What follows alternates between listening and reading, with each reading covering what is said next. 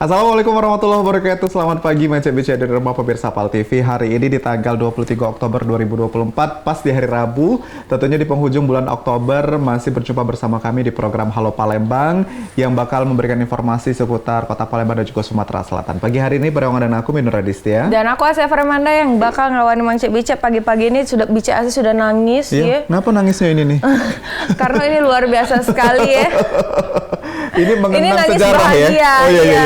Ini nangis bahagia Mang Cek Midun karena semalam kita sudah bisa melihat dan juga sudah bisa memilih ya sedikit banyak calon wali kota dan wakil wali kota di Palembang. Betul. Ya. Dan tentunya pagi semalam kita sudah melihat dan juga sudah memilih ini siapa yang akan kita pilih untuk 5 tahun ke depan, masa depan Palembang mau dibawa kemana. Betul. Nah, kalau ngomongin masa depan Kota Palembang, kita juga tidak terlepas dari sejarah, CSI. Betul. Sejarah Kota Palembang terkhususnya. Nah, hari ini tema kita adalah menggali warisan jalur rempah bersama dengan Dinas Kebudayaan Kota Palembang. Kita sudah hadirkan juga narasumber kita di Studio 2 PAL TV, ada Bapak Insinyur Haji M. Afan Prapanca, MT IPM, selaku Kepala Dinas Kebudayaan Kota Palembang. Selamat pagi, Bapak. Ya, selamat pagi. Apa kabar Bapak hari ini? Alhamdulillah sehat. Alhamdulillah sehat ya Pak.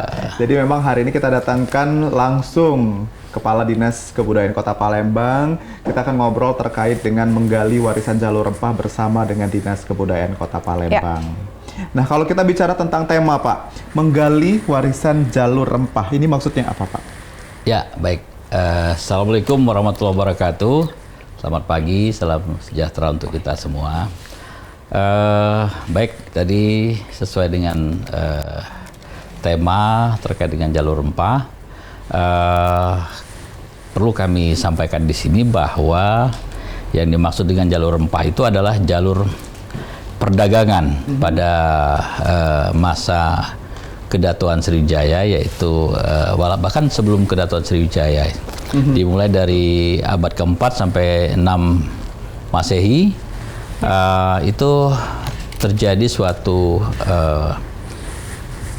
hubungan dagang antara negara-negara ataupun juga dari internasional itu ke Palembang, yang saat itu memang Palembang kita ketahui di masa Sriwijaya itu cukup dikenal sampai ke tingkat internasional seperti itu.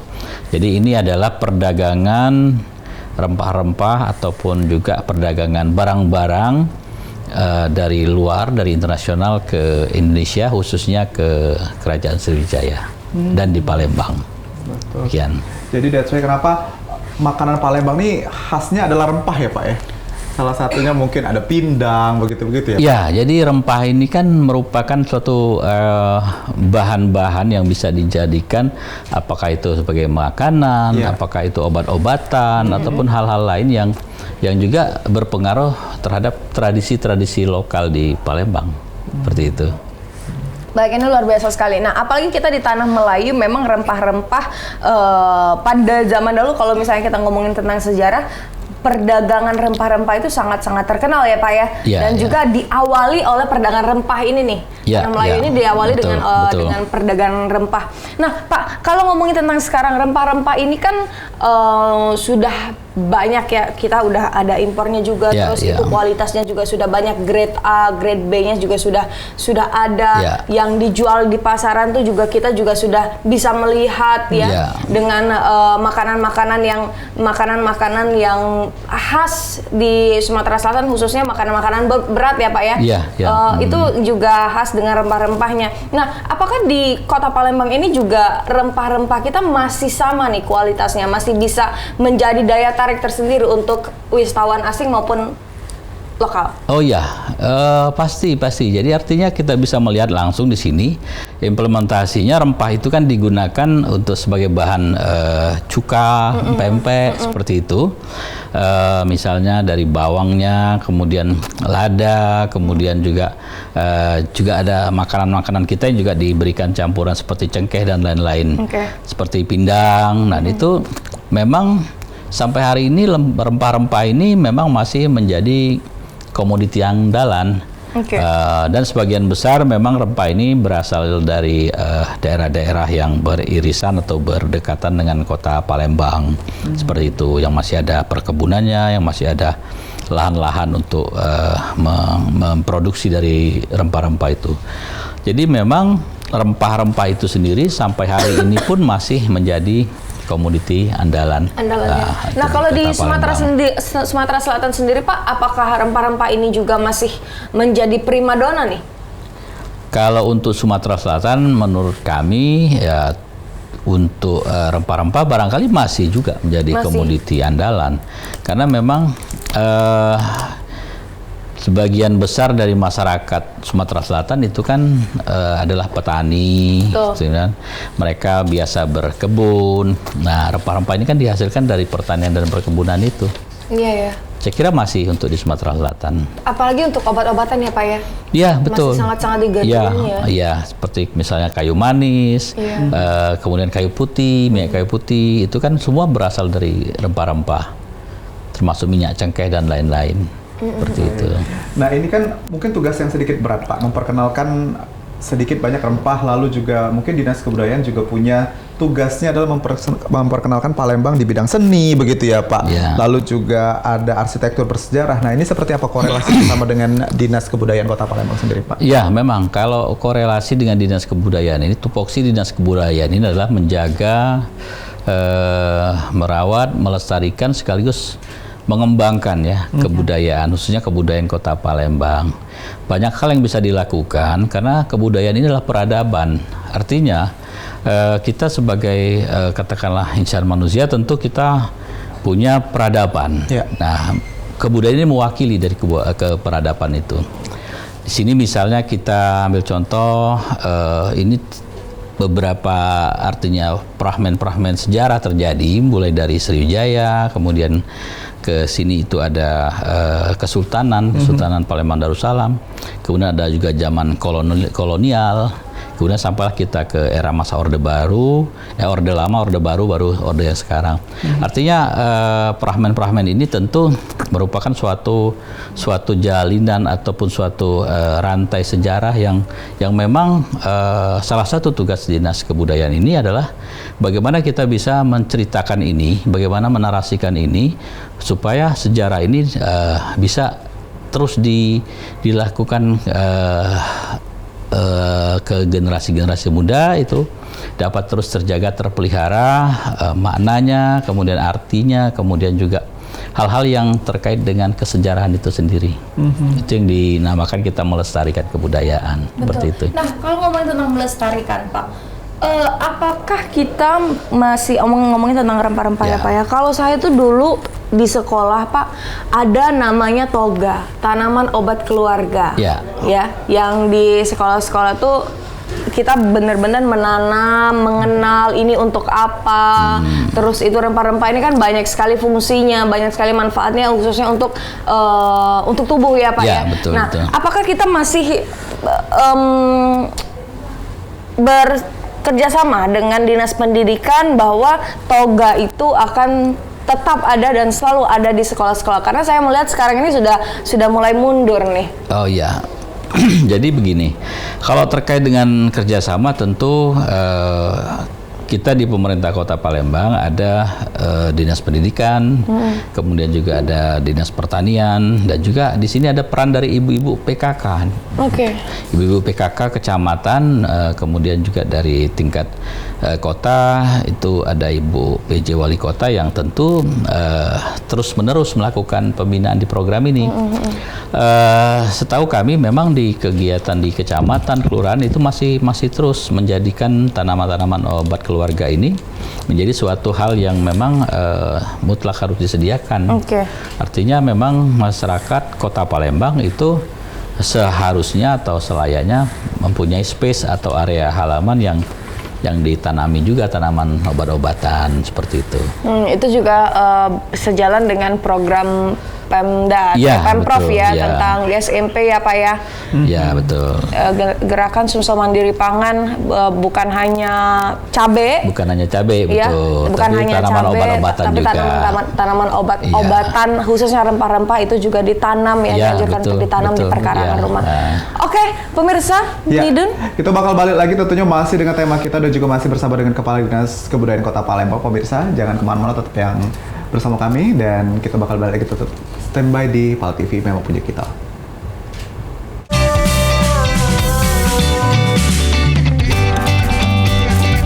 Balik lagi pemirsa, masih bersama kami di Halo Palembang. Kami masih bersama dengan Kepala Dinas Kebudayaan Kota Palembang yang pagi ini tampil menyala dengan panjanya, Pak Afan Prapanca. Betul, dan tadi segmen 1 kita sudah sedikit menyinggung ya terkait dengan korelasi Dinas Kebudayaan Kota Palembang dan juga jalur rempah yang ternyata sudah cukup berkembang di Kota Palembang.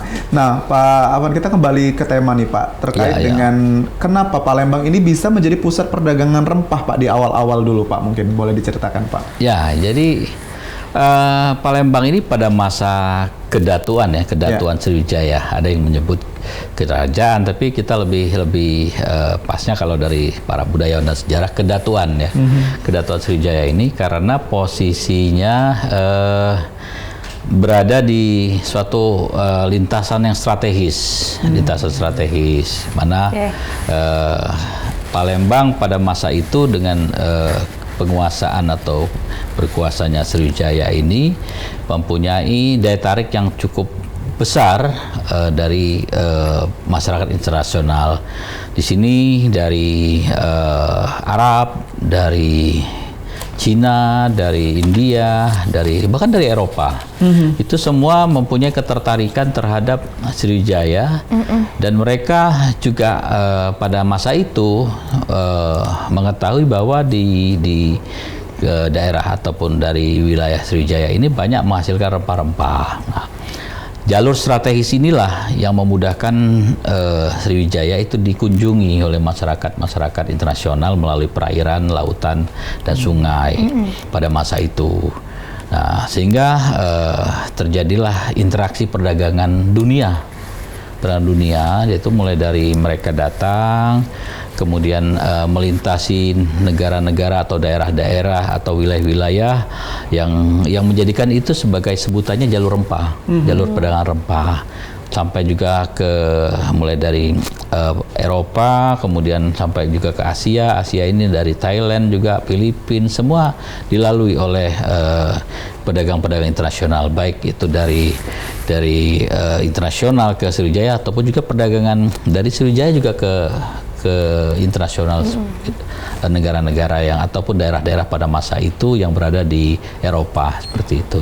Maka disebutlah ini jalur perdagangan, jalur rempah. Jalur perdagangan rempah. Iya. Masuklah VOC di dalamnya ya Pak. Ya, Salah satunya ya yang akhirnya menjajah ya. Iya. Betul, karena memang letaknya yang strategis tadi ya Pak. Betul. Nah Pak, apa sih kalau ini kan jalur rempah atau warisan rempah yang di Kota Palembang ini sendiri, makanan-makanan kita itu tidak jauh dari rempah, dan kalau misalnya memang agak kurang rempahnya tuh sudah terasa di lidah wong Palembang, caknya kurang rempah ini, kurang ininya deh. Kurang ladanya, kurang terasa gitu, bisa bawangnya, bedakan lah ya Pak ya. Betul. Tapi Pak, sebagai Dinas Kebudayaan ini pasti bekerja sama dong, karena di Kota Palembang ini kita ada yang namanya Kesultanan Darussalam Pak. Iya betul. Kesultanan Darussalam, terus pecinta sejarah, betul. Yang tidak akan lepas dari situ. Nah, bagaimana Pak cara kita mengajak Kesultanan Darussalam nih untuk sama-sama kita warisan ini kita jaga ya, kita pelihara, dan juga rempah-rempah ini kita jaga kualitasnya dan lain-lain Pak. Ya, baik. Jadi memang peninggalan ataupun kita menyebutnya di sini kalau warisan itu ada yang warisan benda tangible dan ada juga yang warisan yang tak benda, warisan budaya tak benda atau WBTB, warisan budaya tak benda yang berbentuk intangible. Termasuk di sini adalah makanan, kemudian juga tenunan, songket, pakaian dan lain-lain. Termasuk tradisi itu intangible juga. Jadi artinya memang dengan warisan budaya yang sedemikian besar, sedemikian banyak ditinggalkan oleh para leluhur kita pada masa dahulu, tentu kita berkewajiban untuk terus melakukan upaya-upaya pembinaan, melakukan upaya-upaya pelatihan dan juga pelestarian. Jadi jangan sampai nanti generasi muda kesininya itu tidak paham apa itu songket, apa itu tradisi. Barangkali yang tradisi misalnya kita membuat makanan-makanan seperti penyajiannya dengan tradisi ngobeng, nah itu memang sudah agak langka. Nah, maka dari itu kami dari Dinas Kebudayaan tentu punya program-program yang mana sudah kami implementasikan pada hari-hari yang lalu dan juga ke depan ini. Terus-menerus kami lakukan pembinaan seperti itu. Mulai dari kita membina cara bebahaso. Nah, itu juga kami sudah mulai melakukan pembinaan pelatihan pada bulan Juni yang lalu. Kami mengundang guru-guru untuk kemudian mereka diberikan pembekalan tentang bahaso-bahaso Palembang. Seperti itu. Dan kedepannya nanti kami menginginkan bahwa ini menjadi muatan lokal di pendidikan kita, khususnya di Kota Palembang. Siswa SD, SMP itu paling tidak punya muatan lokal berbahaso Palembang. Nah, salah satu ini yang bisa kita lestarikan dengan melalui berbahaso ini, kebudayaan yang bisa kita lestarikan.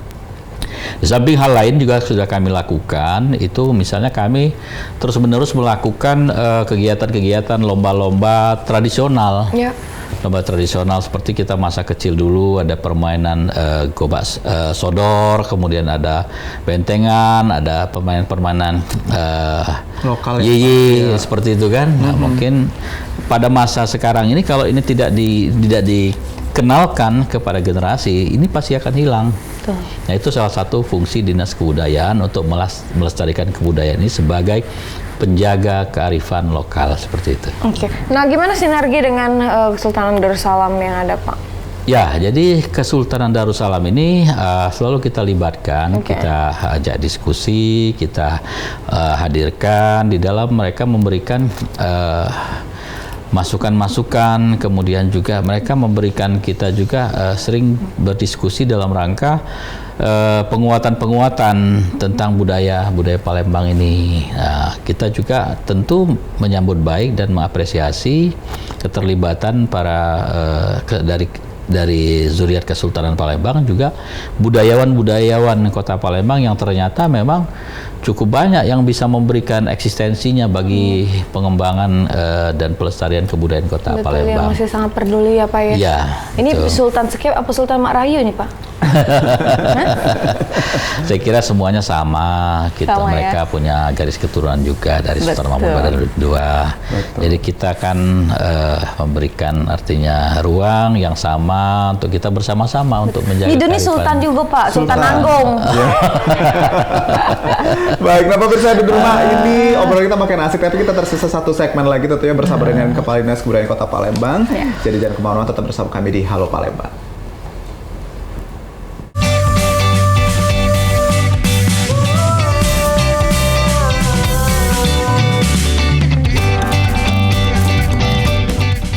Palembang, ini segmen terakhir kita bersama dengan Kepala Dinas Kebudayaan Kota Palembang. Tadi sudah disentil beberapa informasi terkait dengan jalur rempah yang akhirnya menjadi keuntungan untuk Kota Palembang khususnya karena kita akan kaya akan rempah ya. Dan juga secara umum di Indonesia juga menjadi pilihan-pilihan terbaik rempah-rempah yang bisa diekspor ya. Dan juga ini kita balik lagi Pak di segmen ketiga ini terkait dengan warisan budaya. Tadi kan Bapak sudah disebutkan juga ada benda, juga cerita benda, dan ini terhimpun dalam satu museum yang memang menjadi tempat kantor Dinas Kebudayaan Kota Palembang juga Pak ya. Ini seperti apa Pak museum di zaman sekarang ini Pak? Ya, jadi kalau kita cerita museum, khususnya museum di Kota Palembang, Museum Sultan Mahmud Badarudin II. Museum ini adalah bangunan cagar budaya yang beberapa waktu yang lalu sudah kita tetapkan di tingkat kota sebagai cagar budaya, di mana nilai-nilai budaya dan juga ketentuan-ketentuan terhadap perlakuan cagar budaya ini itu jelas ketika dia sudah ditetapkan sebagai cagar budaya. Namun lebih dari itu, ada hal lain yang memang lebih katakan lebih mendasar. Selama ini paradigma atau mindset masyarakat melihat museum ini hanyalah sebagai tempat untuk menyimpan barang-barang tua, barang-barang lama, kemudian hal-hal yang sifatnya ketuaan lah, hal-hal lama. Ketuaan. Iya. Membosankan begitu ya, Pak? Membosankan, betul. Jadi ini menjadikan pemicu kami untuk bagaimana sih kita coba mengajak generasi, khususnya generasi Z ini bisa juga berkiprah, bereksistensi di museum. Tentu beberapa hal yang harus kita lakukan untuk kita dapat menarik mereka untuk hadir ke museum. Jadi konsep kami ke depan ini memang menjadikan museum ini sebagai tempat literasi, tempat edukasi, kemudian juga sebagai tempat promosi, sekaligus eksibisi. Nah, dengan konsep seperti ini, kami berharap tentu generasi-generasi muda, khususnya generasi Z ini bisa punya ketertarikan, punya minat yang besar untuk hadir dan belajar ke museum. Di samping juga kami akan berupaya untuk melakukan katakanlah perbaikan atau revitalisasi tata pengelolaan museumnya sendiri. Jadi misalnya tata pamernya, kemudian juga tata pencahayaannya, kemudian soundnya juga seperti itu. Termasuk juga melakukan upaya digitalisasi. Ke depan kami menginginkan museum itu punya semacam mini teater juga di situ, yang mana kita juga perlu mengikuti perkembangan, di mana museum-museum di sebagian kota besar di Indonesia itu sudah sangat menarik sekali penampilannya. Kemudian jadi tidak hanya dia memajang barang-barang lama, barang-barang peninggalan, tetapi ada hal lain yang bisa kita begitu datang ada narasi yang katakanlah tidak lagi secara manual, mungkin melalui headphone sudah bisa mendengar, kemudian juga bisa melihat seperti ada 3G-nya, kemudian ada juga soundnya yang cukup menarik. Nah, sehingga hal-hal inilah yang ke depan yang harus kita lakukan untuk kita bisa menjual, dalam arti kita menyelipkan nanti nilai-nilai kearifan lokal kebudayaan ini kepada generasi-generasi kita selanjutnya, seperti itu. Baik, apakah sudah ada cara Pak untuk menuju ke sana? Kita sekarang sudah berencana, sudah mempersiapkan untuk AI? Ya. Kami sudah melakukan pemetaan dan perencanaan. Kami juga sudah menyusun rencana-rencana jangka pendek, jangka menengah, dan jangka panjang. Tentu banyak hal yang harus kita lakukan di sini. Yang pertama, pembenahan SDM-nya. SDM ini sangat penting, bagaimana nanti SDM teman-teman kita yang bertugas di museum itu bisa juga melek teknologi, kemudian juga bisa juga selaku operator di dalam melaksanakan penata kelola museum. Selain itu kita juga berupaya melakukan pemenuhan sarana dan prasarana, sekaligus perbaikan bangunan atau bukan bangunan, tapi bagian-bagian yang barangkali sudah cukup rapuh, barangkali yang memang perlu kita perkuat lagi, tapi kita tidak boleh merubah tampilan secara struktural, tidak boleh. Sekaligus juga kita tentu memerlukan juga program-program yang sifatnya lebih membranding atau mempromosikan museum itu sendiri. Nah, ini kita perlukan kerjasama dari semua yang terkait. Tanggung jawab kebudayaan ini adalah tanggung jawab kita semua. Nah, representasinya adalah bagaimana menampilkan museum ini menjadi tempat yang benar-benar memperlihatkan kebudayaan kita, seperti itu, khususnya kebudayaan Palembang. Jadi ketika orang datang ke museum, dia sudah datang dan mengetahui semua isi kota Palembang, mulai dari tradisinya, mulai dari warisan budayanya, kemudian juga hal-hal penting, bangunan-bangunan sejarahnya, kemudian juga situs-situsnya, cagar-cagar budayanya, semua tersedia nanti di museum, seperti itu. Oke, berarti kita sudah ada plan untuk mengarah ke sana ya, Pak? Ya, betul, sudah ada. Dan targetnya itu akan terlaksana atau akan terimplementasi di tahun? Ya, jadi itu tadi untuk jangka pendek kita tentu menargetkan sampai ke 6 bulan ke depan. Kita juga lakukan misalnya pengenalan branding tadi, promosi yang insya Allah event-event budaya lokal, kemasan-kemasan tentang Palembang dan budaya Sriwijaya itu nanti di tanggal 26 kita bekerja sama dengan Museum Bahari Jakarta dengan salah satu lembaga Creative Hub yaitu Indonesia Hidden Heritage, kita menyelenggarakan launching kalender budaya untuk tahun 2025. Nah, itu di tanggal 26 Oktober hari Sabtu nanti, dan insya Allah kalau tidak ada halangan Bapak PJ Wali Kota akan hadir di sana melaunching kalender budaya kebudayaan Kota Palembang. Di mana di situ akan hadir kedutaan-kedutaan besar yang terkonfirm saat ini, ada kurang lebih 10 kedutaan besar hadir langsung beserta seluruh asosiasi, termasuk juga asosiasi permusiuman, kemudian tadi asosiasi rempah-rempah, kemudian juga asosiasi kebudayaan-kebudayaan dan tradisi-tradisi lokal maupun interlokal dunia juga, insya Allah kita undang juga di situ, dan mudah-mudahan mereka hadir, bisa juga kita mengenalkan lebih luas, lebih optimal lagi tentang budaya Kota Palembang kepada masyarakat internasional. Betul. Dan ini tadi sudah disampaikan Pak Apan juga bahwa memang perlu peremajaan begitu ya Pak dari segi museum. Kalau tadi kita bicarakan memang anak-anak di Gen Z sekarang nih agak, kalau misalnya ke museum tuh konotasinya pasti belajar begitu ya Pak, pasti membosankan. Jadi tadi sudah di plan juga bahwa semoga juga berjalan dengan lancar ya Pak, 6 bulan ke depan akan membuat peremajaan museum ini sendiri menjadi lebih friendly begitu untuk kalangan Gen Z sendiri. Tapi kalau sisi keamanannya seperti apa Pak? Apakah juga menjadi pusat perhatian sendiri untuk Dinas Kebudayaan Pak?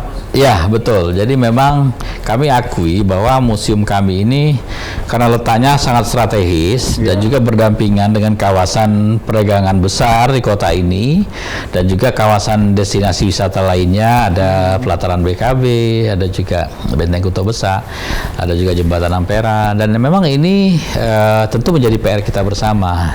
Memang masih ada terjadi beberapa gangguan-gangguan kerawanan di situ, seperti adanya semacam pemalakan, kemudian juga ada pungli-pungli pungutan terhadap kendaraan-kendaraan, yang mana ini secara terus-menerus tentu akan kita koordinasikan ke pihak-pihak OPD yang berkaitan di sini seperti Satpol PP, sekaligus juga mungkin dengan aparat kepolisian.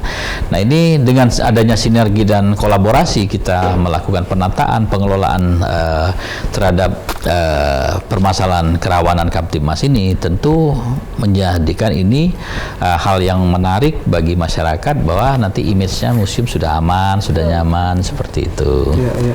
Jadi ada plus minusnya Pak ya, di tengah keramaian ini bisa datang banyak orang, tapi salah satunya tadi keamanannya tadi ya Pak. Pasti kita akan tingkatkan keamanannya. Betul, dan ini juga menjadi harapan kita bersama pemirsa yang di rumah. Nah, kalau kita ngomongin selanjutnya Pak, apalagi yang akan dikerjakan oleh Dinas Kebudayaan Kota Palembang terkait dengan pengembangan warisan budaya, lalu menjaga juga tadi jalur rempah tetap menjadi produk unggulan di Kota Palembang Pak?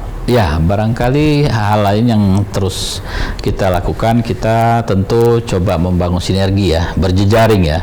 Kita berjejaring, ada asosiasi permusiuman, kemudian juga ada pihak-pihak stakeholder seperti perusahaan-perusahaan. Karena tentu di dalam kita membuat atau mengimplementasikan suatu program, tentu ya kita tidak munafik lah, artinya kan ada anggaran, ada pendanaan yang harus disiapkan di situ. Nah, terkadang memang anggaran yang tersedia tidak mencukupi. Nah, kita tentu harus berupaya mengajak pihak-pihak yang memang punya kepedulian terhadap kebudayaan Kota Palembang ini, dan juga mereka memang punya program yang sama, artinya dalam hal membranding, mempromosikan perusahaan-perusahaan mereka. Dan saya kira tidak ada masalah, artinya sepanjang ini saling menguntungkan kedua belah pihak dan saling memberikan manfaat, tentu manfaat kepada masyarakat Kota Palembang. Dan memang secara aturan juga tidak ada masalah, ada namanya CSR yang bisa dilakukan. Nah, tinggal kepedulian dan kemauan kita untuk mengimplementasikan. Saya kira itu poinnya, kemauan kita. Makasih. Betul. Kalau kita tidak mau, walaupun ada SDM-nya yang mencukupi, ada CSR yang mendukung ya. Betul. Iya. Percuma saja ya Pak ya. Karena UUD ya Pak, ujung-ujungnya duit ya Pak. Karena memang kalau untuk datengin orang banyak kan perlu hal yang menarik begitu. Betul. Perlu modal juga yang besar untuk Iya. membuat hal itu menjadi menarik. Betul. Nah, Cik Asi ini tadi sudah tertarik ke museum selanjutnya? Saya setiap 1 bulan sekali Pak ke museum Pak. Iya. Berjualan deh nih Pak. Nggak remis Pak biasa di depan. Iya, saya lupa tadi. Iya, Jadi Pak, kita gimana juga ada konsep juga. Kita sudah kita mulai. Kita bermitra dengan UMKM. Jadi pada saatnya nanti kita ada program, diantaranya kita ayo ke museum. Ayo ke museum. Itu sudah kita mulai. Kita beberapa waktu yang lalu sudah menyelenggarakan semacam festival di museum. Nah ini kita juga menggandeng komunitas-komunitas UMKM, komunitas budaya. Nah selain kita menyajikan juga hiburan kepada masyarakat ya berupa pentas seni dan lain-lain, kita juga mengajak UMKM untuk sama-sama ini kita hidupkan, kita berikan kesempatan mereka untuk berusaha di kawasan museum. Itu free, tidak dibayar, tidak ada tarif atau retribusi. Kecuali pemanfaatan halaman museum. Daftarnya memang di mana Pak? Untuk daftar UMKM nanti itu? setiap festival, setiap kita ada event, kita akan sampaikan ke UMKM. Mereka nanti jadi akan UMKM menentukan. binaan dari Dinas Betul, Kebudayaan bukan gitu ya Pak? dari dinas UMKM. Oh, Koperasi UMKM, ya. Oke, baik, ini luar biasa sekali. Pak Afan, terima kasih sudah hadir ya. Dan tentunya ini untuk UMKM ini adalah angin segar sekali ya. Dia bisa mendaftarkan setiap ada festival-festival, boleh cari informasinya di Dinas UMKM ataupun langsung Dinas datang ke Kebudayaan. Dinas Kebudayaan gitu ya. Dan juga dalam waktu dekat kita akan launching kalender Budaya. Ya. untuk 2025 dan itu Ya. banyak sekali hadir tamu-tamu yang luar biasa Insya juga Allah, ya, insya Allah. Dan sukses Pak Afan Ya, tentunya ya. makasih. Satu kata hari ini Pak. Semangat. Wah. Semangat selalu juga untuk pemirsa yang di rumah yang memang masih lesu pecahnya di akhir bulan nih, CSI dan menjelang awal bulan juga. Dan juga jangan lupa terus melestarikan budaya Kota Palembang. Iya. Karena kalau bukan kita siapa lagi, ya kan? Bersama dengan Pak Afan di Dinas Kebudayaan Kota Palembang. Pemirsa, itu dia Halo Palembang hari ini. Jangan lupa terus saksikan Halo Palembang di setiap hari dari jam 9 sampai dengan jam 10 cuma di PAL TV. Memang punya kita. Akhir kata aku Minur Rizya. Saya Siapa Remanda, sampai jumpa. Bye. Palembang Darussalam, Palembang kota kita, terkenal seni musinya, terkenal dengan pempeknya, jembatan Ampera yang anggun, masjid agungnya yang cinta, menambah terkenalnya.